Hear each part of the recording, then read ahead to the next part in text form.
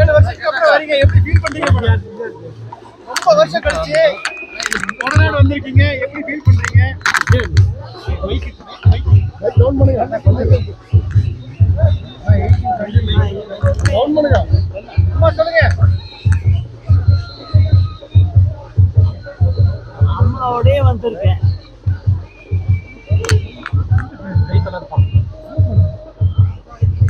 இன்னைக்கு அம்மா இல்லாம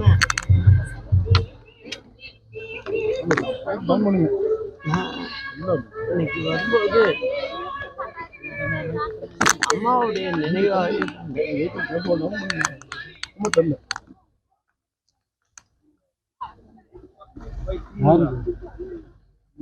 ஆனா எங்களுடைய தோட்டத்துல உள்ளவங்களை எல்லாம் பார்க்கணும்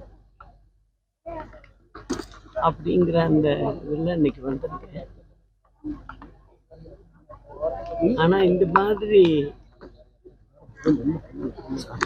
ஒரு சூழ்நிலை ஏற்படும் நான் நினைச்சு கூட பார்க்கிறேன்.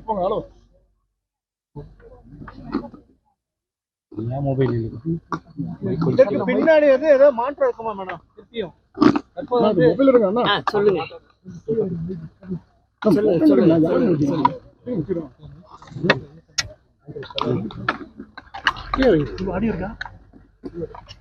மேடம், இந்த கொடநாடு கொலை கொள்ளை வழக்குல ஈடுபட்டவங்களுக்கு என்ன மாதிரி தீர்ப்பு வழங்கணும்னு நினைக்கிறீங்க மேடம்?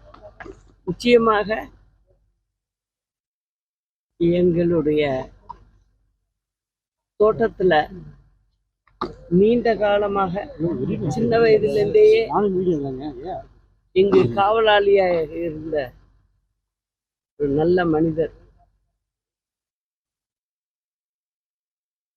அவர் இந்த இடத்துல உயிர் விட்டிருக்காரு.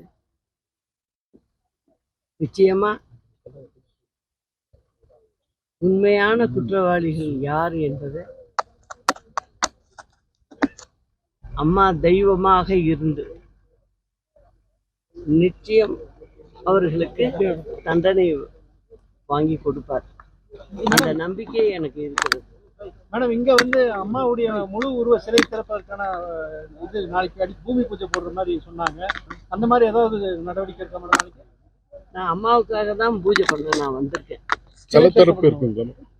இல்லைங்க, ஒரு பூஜை ஒன்று ஆரம்பிச்சு வச்சுட்டு விரைவில் செய்வோங்க.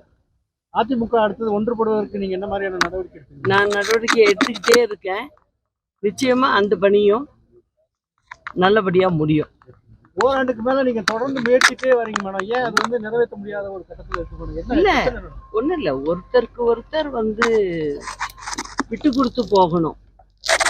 அதுதான் அரசியல்ல நல்லதுன்னு நினைக்கிறேன். அந்த மாதிரியான ஒரு சூழ்நிலை ஒரு காலகட்டம் வரும்போது நிச்சயம்